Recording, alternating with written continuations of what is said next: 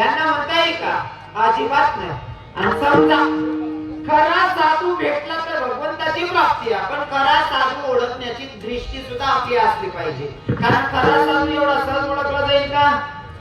कधी कधी आहे ना, हो गारगोटी समजेल हिरा फेकायचा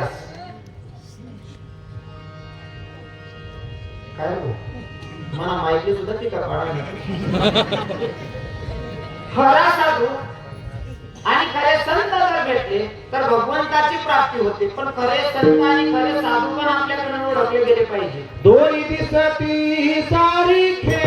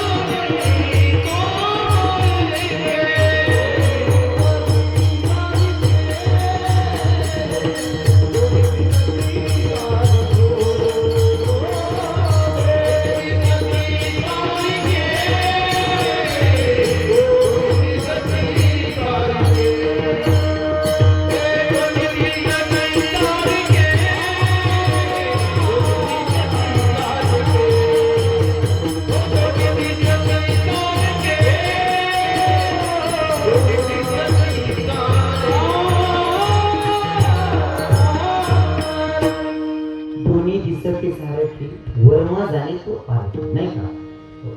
खरा साधू जर आपल्याला भेटला तर तो ओळखू पण आला पाहिजे. आणि खरा साधू ओळखणं एवढं सोपं नाही आहे. खरा साधू आणि खरा संत ओळखणं बापू बाबा एवढं सोपं नाही आहे. थोडक्यात सांगू का? हो मला सांगायला आवडतं. माझा विनोद वजा करा, मला फक्त सांगायचं एवढं की आपल्याकडनं साधारण कीर्तनकार ओळखू येत नाही तर खरा संत आणि खरा साधू कधी ओळखणार आहे? समाधान दादा साहेब बरोबर आहे ना? सुना मेरी बात. मी एका ठिकाणी कार्यक्रमाला जातो, स्टँडला एक दादा मला भेटला. स्टँडला भेटला, मला म्हणला रवी किरण बाबा. म्हणलं काय? महाराज तुमचे युट्यूबला कीर्तन ऐकतो म्हणलं. मी लय तुमचा मोठा फॅन आहे. म्हणतो बरोबर तू म्हणा फॅन मी तुम्ही एसी वेगळा म्हणतो. म्हणजे महाराज तुमचे कीर्तन लय ऐकतो म्हणलं. चांगली गोष्ट आहे. म्हणजे महाराज आपल्या बापाची पुण्यतिथी करायची म्हणलं. मग कीर्तन तुम्हाला करायचं मला हरकत नाही. तारीख तिथं स्टँडला दिली, मी तारीख लिहून घेतली. तारीख लिहून घेतल्याच्या नंतर 4 दिवसावर कार्यक्रम त्या भाऊचा मला कॉल आला. मला म्हणला रवी किरण महाराज आपली तारीख लक्षात आहे ना? म्हणलं हो ना दादा तारीख आहे ना लक्षात. म्हणले महाराज तुम्ही माझ्याकडे येताय पण तुम्हाला जेवण करावं लागेल. म्हणे हो. म्हटलं हो. म्हणे महाराज जेवण काय बनवावं? म्हणलं करा काहीतरी भाजी पोळी. नाही म्हणे महाराज पहिले जाऊ कीर्तन काय जेवण म्हणे काहीतरी चांगलं सांगा. म्हणलं भाऊ 1-2 भाजी बनवा. हो बाबा पहिले जर कीर्तनकार जीवाला चांगलं काहीतरी सांगा. म्हणलं तू 1-2 भाजी बनव बासुंदी पाप्या करता. हा म्हणलं महाराज पहिले जाऊन महाराज जेवायला तुला का उतरा लावलं जीव करत म्हणजे कीर्तनकार काय करता आधी समजत नाही. गरज पाहत राहता. आता मी गेलो त्याच्या गावाला. आता कोणाला आपल्याला माहिती नसते. मी गावात प्रवेश केला आणि तेव्हा बसनं प्रवास करायचो. गावात प्रवेश केला.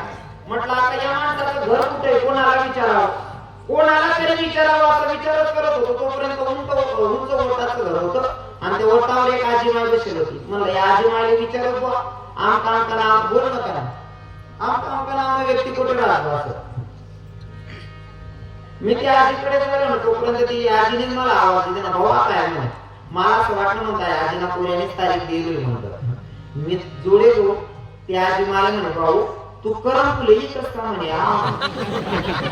म्हणजे तुला कीर्तन करणार करम फुले इकणार मग करत नाही का म्हणून. म्हणलं आपलं पुढे तरी तू काय राहिला रे भाऊ. मी मनकडे देतो काय आजीकडे देतो. म्हणलं आपली चूक आहे. म्हणजे जी बॅग होती ना ती बॅग चुकीने होती. म्हणलं आधी बॅग बदलायला टाकली पडेल. मग दुसऱ्यांदा कार्यक्रमाला निघालो, बॅग चेंज केली. ती बॅग नाव होतं बाबाची शबनम. हा शबनम बॅग मध्ये पेटा टिले ना, दोतर टिले ना, उपकरण टिले ना, बॅग लिहिणे आणि चालणं. एसटीना प्रवास वेगळी आपण मारी नदीना पलीकडे जाणार होतो त्या साईडला.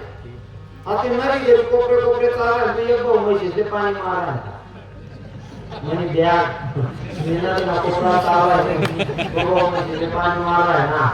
त्यांनी मागे आणि निघत आवाज दिला म्हणे, ए भाऊ मग शिलक रे तू का म्हशी पाहता ही इतकं मला सांगतोय तुम्हाला. जर साधारण कीर्तनकार ओळखू येत नाही तर खरा संत आणि खरा साधू कधी ओळखणार. अजून सांगू का? हा अनुभव घेतल्यानंतर बाबा माझे भरपूर अनुभव आहेत आणि ते मी कीर्तनातून सांगण्याचा प्रयत्न करतो. एका गावाला जात होतो, मला वाटतं कोरोनाचं दुसरी लाट होती तेव्हा. पण तेव्हा छोटे मोठे कार्यक्रम चालू झाले होते, पण नियम होते. हाताला सॅनिटायझर करायचा आणि तोंडाला मास्क लावायचा. आता मी बसने प्रवास करत होतो, मी पावड्यापर्यंत आणि मला जाणं होतं भडगाव. मला तोंडले मास्क लावायला बोलू नका, तोंडले मास्क लावायला होता. स्टँड उतरून जो काका आला परत म्हणलं, काका मला भडगाव जायचं. म्हणलं गाडी आहे का? म्हणे महाराज 5 वाजेच्या नंतर गाडी बंद असते, इकडे गाडी नसते म्हणले. मला काका म्हणा कीर्तन आहे हो, मला गाडी भेटली बरं नाही कीर्तन जाईल म्हणतो. मला प्रायव्हेट गाड्या लागतात म्हणे महाराज रस्त्याला. म्हणतो काका मला माहिती नाही हो गाडी कुठे लागत. इतका भारी होता काका मला सांगे म्हणून आम्हाला गाडी देत आहे. तो गाडी ड्रायव्हर बी विचारा हा करून होता म्हणून सारखा त्याला म्हणतो काय झालं गाडी कळवली म्हणे काय नाही 1500 रुपये लागतात आपली गाडी लगेच निघत. म्हणतो भाऊ म्हणा किती आनंद म्हणे तुम्ही पहिल्या मी अंदाज आहे ना 2 तास गाडी आला. आता ते मास्क वगैरे बांधेल ओमनी गाडी तर फिरवते म्हणतो गाडी नको बसापेक्षा बरोबर दुकाना वाटतावर जाईल बसून दुकाना वाटतावर बसलो तुम्हाला म्हणा मोबाईल मध्ये कुठे घालवायला तू मास्क बिक्स लाय आणि बरोबर 5:30 5:30 ते कॉलेज सुटी जास कॉलेज ना तरुण पोरी उन्हात म्हणून त्या रस्ता दे त्यासाठी मग थोडे मास्क बिक्स लाय घेतलं.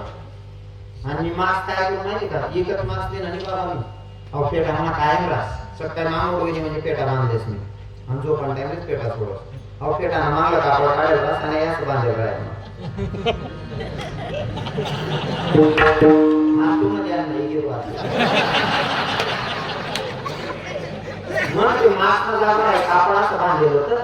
मी मोबाईल मध्ये म्हणा चालू व्हॉट्सअप त्या कॉलेजना पोरीवना एक मी मनकडे ध्यान कमी हो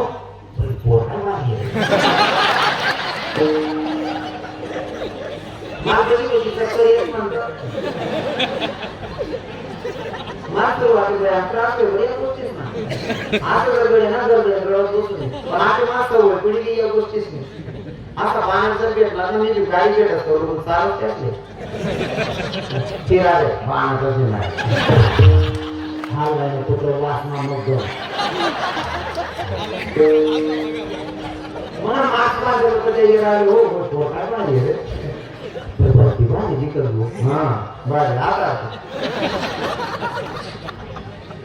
15 मिनिटानंतर म्हणजे उपकरण सोडलं काही येत नाही आले हो आज पोरे रे पोऱ्या रे मग पोऱ्याचे दुसरं राहायचं काय तर ते काय हा दिवसा सारा आता काय करत असेल दिवसा सारा आता काय करत असेल काय होतं कपडे काय हो पाळले जाणे पूर्ण काही नको त्या गोष्टी नको म्हणतो या पाण्यात वेळेत गाडीवर आला अजून 1.5 तास बाकीचे. मग मी थोडं गाणं गुणगुण आले आणि कार्यक्रम कंटिन्यू त्याच्यामुळे घसा खराब झाला. पण मी जर ठरवलं तर मी एवढी आवाज पण काढतो आणि दिवस आवाज पण काढतो आमच्या परिवारांना बापू बाबांना माहिती. मग मी थोडं गाणं गुणगुण आले गाण्याची बोल अशी होते लगभग माझ्या रायाची लगभग माझ्या देवाची गड्याच्या जोडी जायाची अनगाडी घुंगराची आली बोलल्या बाजाची गाडी घुंगराची आली बोलल्या बाजाची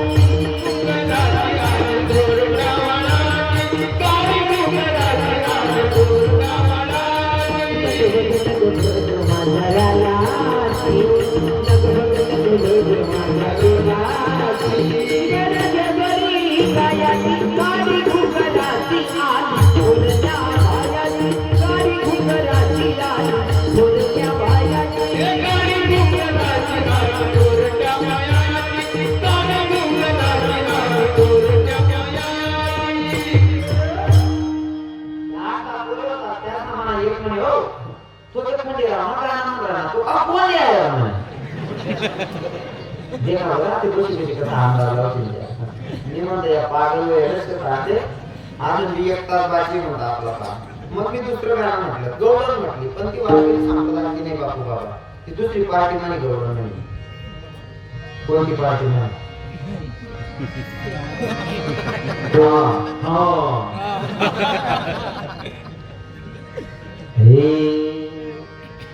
निघाली घट भरण्या यमुनेला तू जाऊ दे घट भरण्या यमुनेला मला रे अडवू नको नंदलाला मला रे अडवू नको नंदलाला सजा रे अडवू नको नंदलाला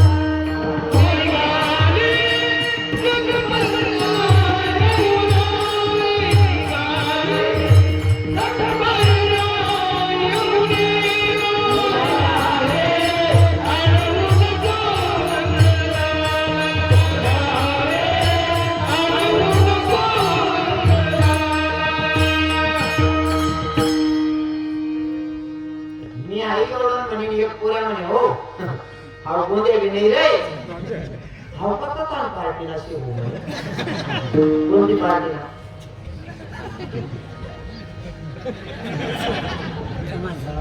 हे होळीचे सोंग घेऊन अशी रावण फुलाडी गोळी रंग नको टाकू माझी भिजल गोळी रंग नको टाकू माझी भिजल गोळी नको टाकू माझी भिजल गोळी